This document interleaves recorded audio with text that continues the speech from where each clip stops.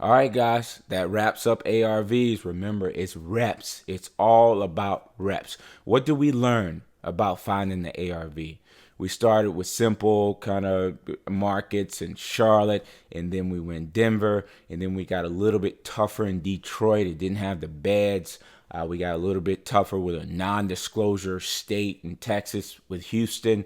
And then we did a large property in Jacksonville. Those large properties, they're tough. You got to understand that every area, every subdivision has a threshold. You have to respect that threshold, that cap in that area, right? If all the houses in that area are 1,000 square feet, 1,200 square feet, they're all selling for 250, 275. Just because you have a 1,800 square foot monster does not mean it's going to sell for 500,000, right? You got to respect that threshold of the area. That's really important to understand.